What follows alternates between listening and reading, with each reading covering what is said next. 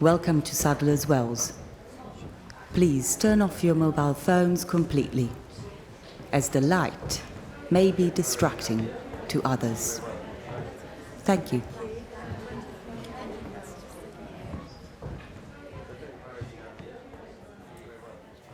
I waited and waited. Where were you? We can't see anything from here. Where were you? Say something. There was a time in the last 2 years during the pandemic when many theatres were closed to audiences, but it was legal and possible for them to be workspaces, so artists kept coming back into these empty shells of buildings and created new works. So I started looking at work, and I was surprised in seeing the architecture of theatres, seeing seats, seeing auditoriums, seeing empty seats, seeing corridors. And I thought there's a real interesting body of work that was emerging, and it would be really interesting to show this in a season. And of course I remembered then Anatomy in 4 Quarters, which we showed in 2016, way before the pandemic, and how it transformed how we thought about our building.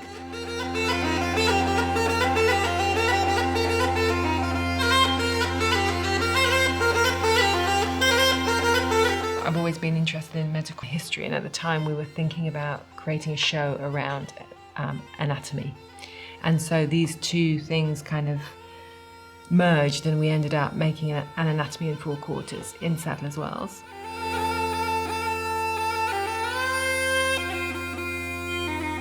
And it definitely is in 4 quarters. There's 4 completely different sort of ways of thinking about music. There's 4 completely different sound designs. And 675, 7 1/4, 7 1/4 bit downstairs, 775, go 775. They get you. You know, relatively complex sound designs, 24 speakers, sets of speakers flung around the auditorium in different places, sometimes behind the audience, sometimes miles away from the audience, sometimes right in front of them.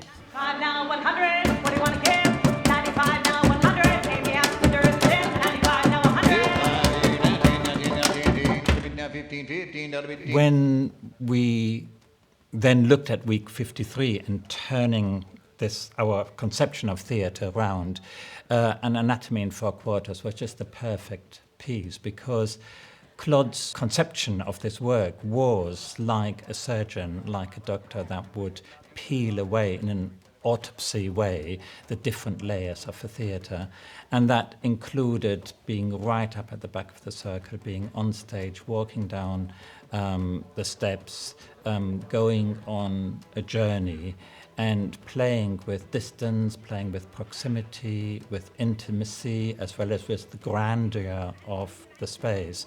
So it was just the perfect piece to start this new festival. I think Suzy, as an artist, works very, very visually, which is an odd thing to say because the choreographer is working in a visual form, but I think she's very aware of perspective in space as well as on the stage, the floor space. And so for me that was a real pleasure, how we're looking at proximity and the impact of physicality near and far. You know, the audience had to go down those steep steps, and there's a certain vertiginous feeling coming down from those steep upper circles. But we also looked down and over onto people, as well as looking up and out. But also choreographically, I remember at the beginning when there was a lot of dancers and musicians in it, and at the beginning, after this opening, which had been quite close, she sort of took us down into a very broad, quite wild, chaotic, rich, full of movement section, and I'd never seen her create with that many people on stage or choreograph so beautifully in terms of the structure of that section of the work. 675 there, now 7 1/4. You're at 675 bit, now 7 1/4. 675 bit, now 7 1/4. 'Clod.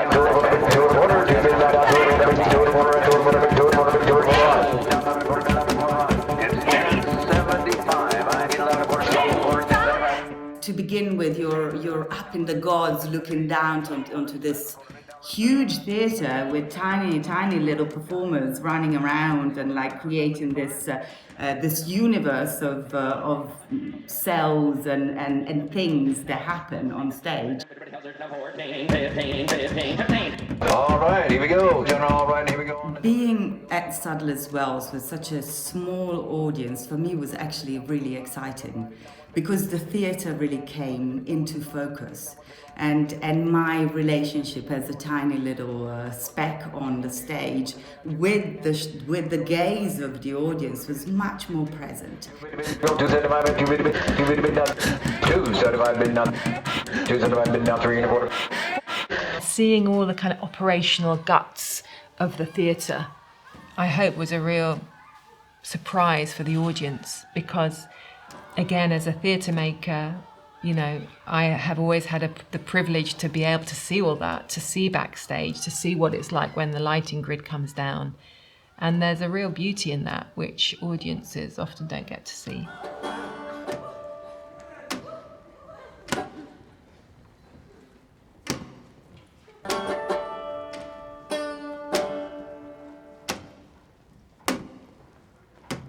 There's a moment when the musicians all walk onto the stage in their formal gear, looking a bit like the anatomists from Rembrandt's famous painting, The Anatomie of Dr. Top. And they stand on the front of the stage, and then the lift goes down, taking them into the pit.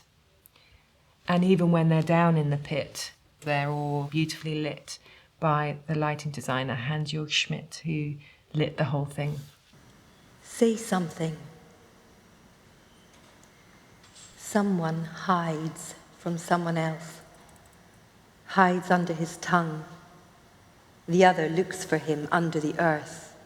The musicians sort of came on stage about halfway through, and it was quite a dramatic moment. We very much became part of the action.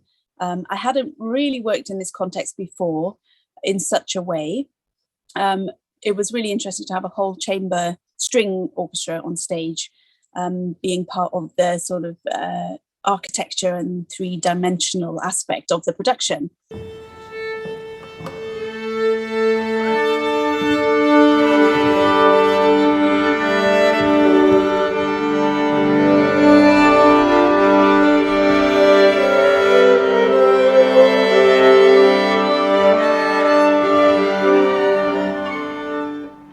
Weirdly, I felt like I was sort of a limb or an organ within it. I don't know whether it's the effect of the title, but I really felt like I was an organ or a part of a body. It's as if everything became a little bit alive, became a creature in a way. The theatre takes off its clothes and reveals itself as this naked thing that does amazing tricks.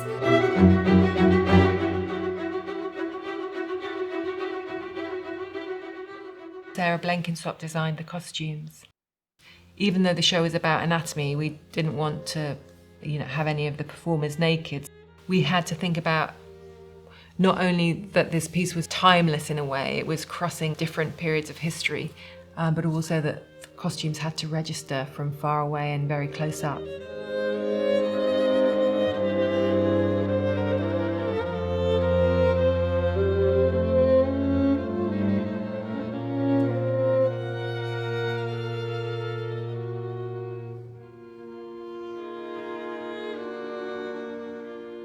And 26,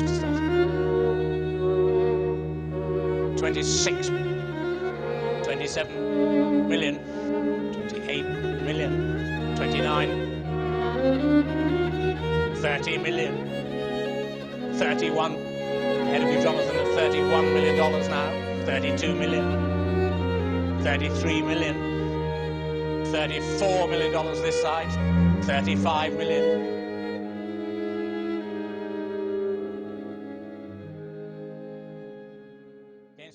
The thing with big houses is the pressure on ticket sales to be able to run properly. Big houses, a lot of technicians, a lot of front of house, all the marketing that needs to go into it all. So I suppose what was the luxury there was that it was small numbers of people, but with repeated shows. From memory, we did 2 or even 3 runs in a day, I can't remember, but it was only 200 people at a time, which was also something where you feel like the theatre's yours. You know, you're in somewhere where you're used to being packed and lots of people, and suddenly you are walking about, looking at the performers in different places rather than you sort of being the judge and jury only looking one way. But I felt it makes like an ownership of the space. It was a sort of luxury about that. But the economy worked in terms of the show because of the number of times that we could do it in a day. $37 million.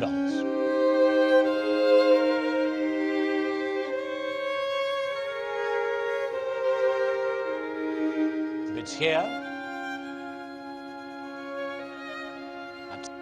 at $37 million against you, Giovanna. 37 million and selling, but not yours. Fair warning at $37 million. Yours in the third quarter, we worked with 2 different singers, Nuno Silva and Melanie Pappenheim, in different venues.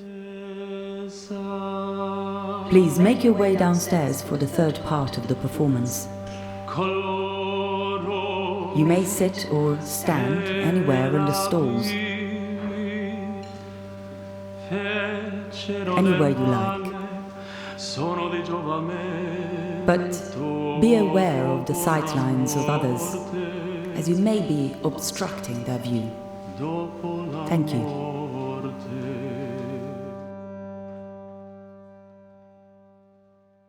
There's a relationship between, ways of thinking about the anatomy of the human body and ways of thinking about architecture and buildings. There's something about the empty theatre, which is really about absence. And likewise, there's something about anatomy, which is about absence, because the body on the table has no breath. They're a cadaver, they're no longer a living being. So I think for me, anatomy was a lot about this quality of absence, which can be depicted in an incredibly morbid way, but also has its own beauty and kind of legacy.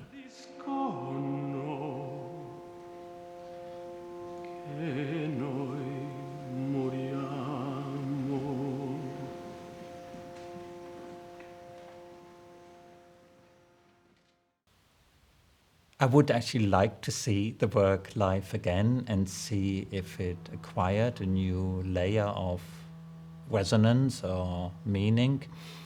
But I think the feeling that the body is fragile and that proximity to bodies is potentially harmful, that's all become so current in the last couple of years, was not rehearsed in Anatomy of 4 Quarters, but the situations we were in sometimes reflected those. And I think that's why the work, and that's the beauty, I think, of the work, is it can take on another layer of meaning that can be not read into it, that it can resonate to at the moment. So I would actually really love to see it again and see how much it felt. It absorbs some of the emotions that we've gone through in the last couple of years.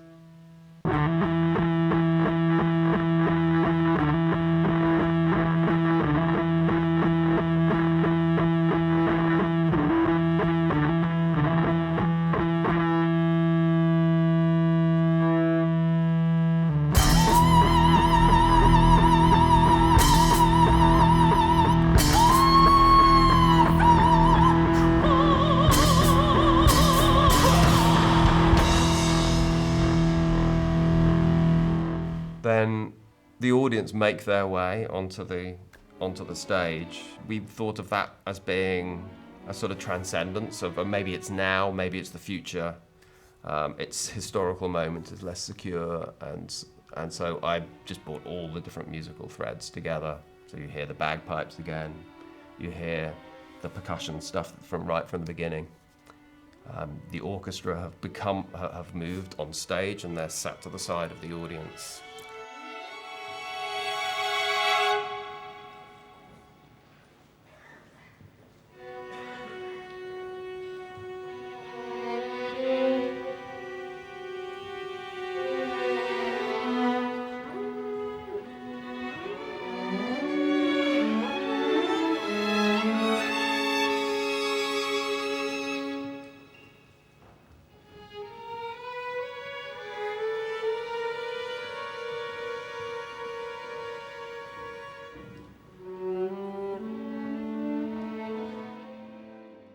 think it would be a very warming and gentle way to reintroduce yourself into the theatre, not least because you end up on the stage, and so then you're the performers, or you're looking out from a perspective that the public would never normally get to see, and I think that would sort of warm yourself up to looking the other way around from usual. But it did make me think about sort of the dreams that can fly when you're dreaming up work, creating it and sharing it. And that if you can't share it, if you don't have the audience there, then you're just dreaming.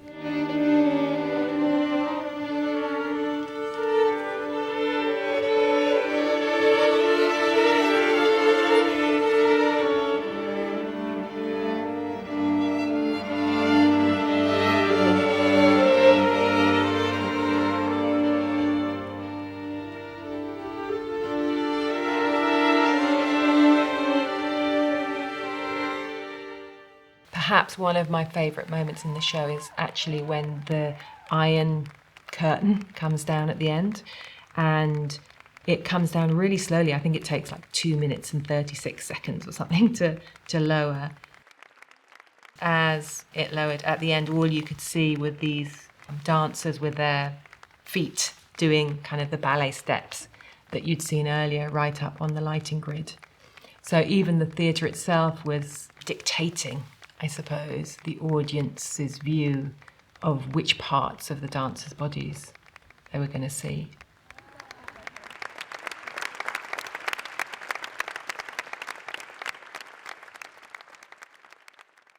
During the pandemic, I think, when many of us are so preoccupied with our mortality and the mortality of those that we love, that has made it quite